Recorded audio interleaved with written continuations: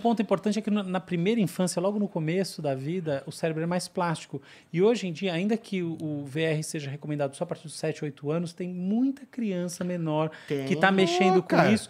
Além do risco epilético, tem uma série de riscos neurológicos, o fato é que, de fato, você vai gerando uma plasticidade num sentido que ainda é imprevisível e talvez não seja tão legal. Eu queria que você comentasse um pouco como Minha você vê. sobrinha tem 3 anos, cara. Se ela estivesse aqui, ela ia estar aqui na televisão, assim. A distração mais comum que você vê em aeroportos americanos é a mãe ou o pai dar um telefone celular. Isso. Acalma. Fica com o tablet aí, fica vendo. Criança de 2 anos. Criança que não aprendeu a falar. Exato. Criança que não aprendeu a escrever. Né? Então, isso está mudando. Está mudando o desenvolvimento... É o neurodesenvolvimento como neurodesenvolvimento dessas crianças. A gente não sabe no que vai dar isso.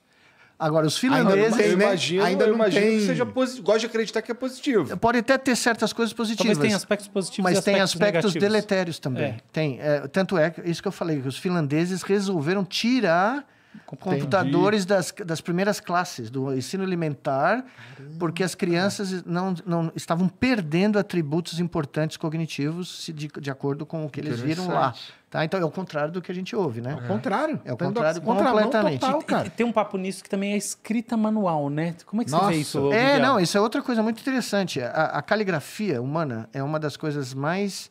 Se você estudar a evolução histórica disso, né, que vem de tempos imemoriais, 5.000 anos atrás, quando a escrita apareceu, existe uma diferença muito grande da escrita cuneiforme, quando os caras usavam uma ferramentinha para fazer aquilo. Se você for ver, é impressionante. Pedra de barro, né? Na pedra de barro, né, que depois eles queimavam para solidificar, versus os orientais, os chineses, que usavam tinta, né, usavam toda... analogicamente usavam a mão, né, para criar formas, né, para escrever. Tanto é que a caligrafia hoje ainda continua sendo uma das coisas mais importantes na educação em países da Ásia, né, na China, na Coreia, no Japão.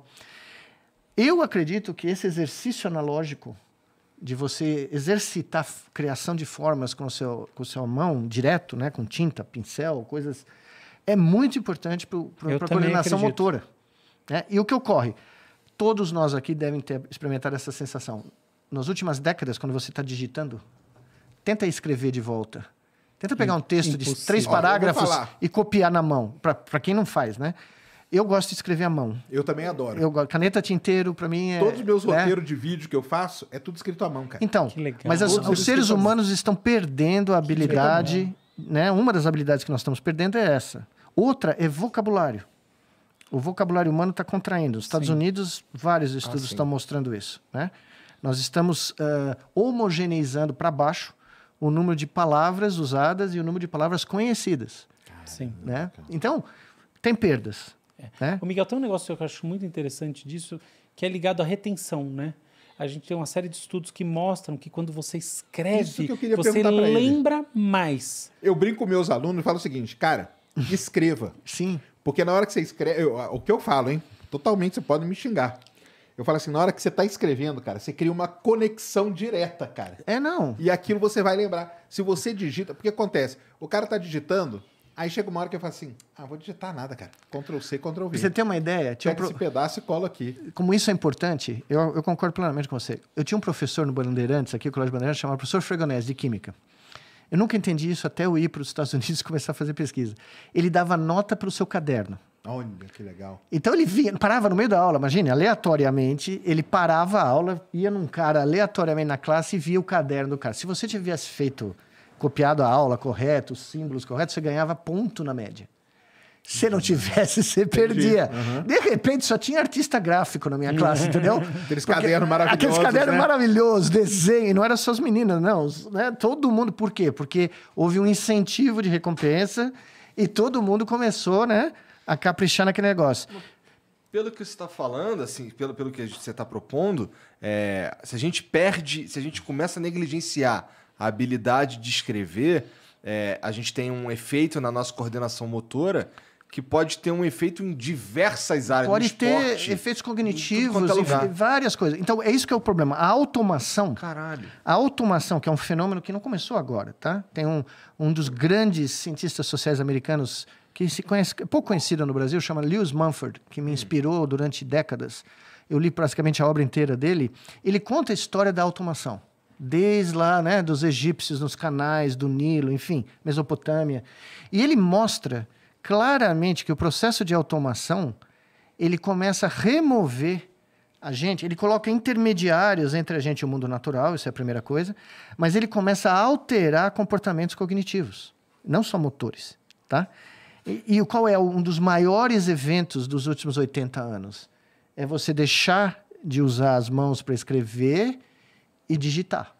Né? Tem um teclado. E vai acabar, tá? O teclado vai sumir. Para você ter uma ideia, eu não digito. No celular, eu não digito nada. Deixa eu te mostrar aqui como é que não, agora você faz com os dedos, né? Eu desenho uma parada. Por exemplo, vou escrever aqui teu nome, Miguel. Não, claro, mas isso vai mudar, tá mudando agora. Isso que assim, isso aqui já é muito pior do que só digitar, eu acho, né? Veja, cada vez que você coloca um intermediário, você rompe um processo natural que nós evoluímos milhões de anos para fazer, você está alterando a nossa biologia, a nossa neurobiologia, tá? Os efeitos... Nós não nascemos para isso, né? Não, os efeitos... Assim, né? Eu tenho uma piada, você vai adorar essa, que eu vi em Princeton. Diz que um aluno nos anos 50, começo dos anos 50, chegou em Princeton e estava sendo recrutado, né? E foi conhecer o Einstein, no Instituto de Estudos Avançados. E virou para o Einstein quase chorando. Não, eu quero vir para cá, mas eles estão me oferecendo muito pouco de startup money. Eu não vou conseguir comprar, não sei o que era, um laser. O meu laser não vai vir o computador que eu quero fazer lá do MIT. Não vai vir negócio. Professor, o que o senhor acha disso? O que o senhor fez? O que o senhor usou para fazer a sua ciência? Aí disse que o Einstein respondeu, lápis e papel. Isso mesmo. Quer dizer, o moleque estava chorando as mágoas porque ele não podia vir para o melhor lugar, um dos melhores lugares, né, dos anos 50 da física, porque ele não ia ter o quê? Um equipamento X, uma coisa. E isso está acontecendo nos Estados Unidos hoje. Ou você não faz mais teses com perguntas, você faz teses com techniques, com tecnologias. Que técnica eu vou usar? É a pergunta mais frequente que você ouve de um aluno de pós-graduação hoje em dia, tá? Sendo que o cientista, tudo bem, você pode usar um monte de coisa, mas o seu interesse é que pergunta. O que você quer responder? O que você quer responder, né? E essa história do Einstein é muito poderosa de mostrar o que você acabou de falar. A transição do modo de pensar humano, tá? Então, as pessoas, a singularidade nunca vai ocorrer. É uma impossibilidade computacional e matemática, tá? Mas na mente de muitas pessoas... ela já ocorreu. Já ocorreu, exatamente. Porque o que a história da humanidade é? A história da humanidade é alguém gera uma abstração mental poderosa, um Deus, né? Uma ideologia política. Um time de futebol. E essa abstração mental vira mais importante que a própria sobrevivência do indivíduo e da espécie. Tem pessoas hoje capazes de matar um indivíduo porque ele tem um outro Deus. É verdade. Concorda? Verdade. Tem pessoas capazes de matar outro indivíduo porque ele tem uma outra visão ideológica do mundo, né? Sim. E o que é tudo isso? Criações da mente humana. O dinheiro é a prova clara.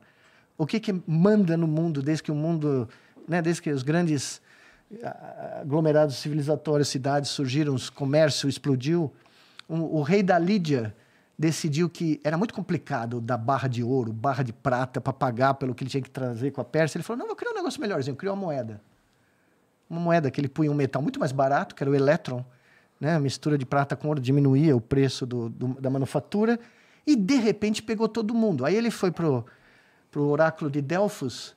Essa é a melhor história que tem no Heródoto. Foi no oráculo de Delfos e falou, o rei da Pérsia vai invadir o meu reino. A pergunta que eu tenho para o senhor oráculo é, quem vai ganhar a guerra, né? Porque ele era um rei poderoso da Lídia. E o oráculo respondeu, um grande rei será o vencedor. E ele voltou para casa todo feliz e maravilhoso, achando que era ele. Era ele, né? Mas o oráculo nunca disse isso, né? O oráculo disse que um grande rei, foi o rei da Pérsia, né? Que acabou com ele, queimou a cidade dele, enquanto ele via em correntes a cidade pegando fogo, né? E com que ele pagou o oráculo?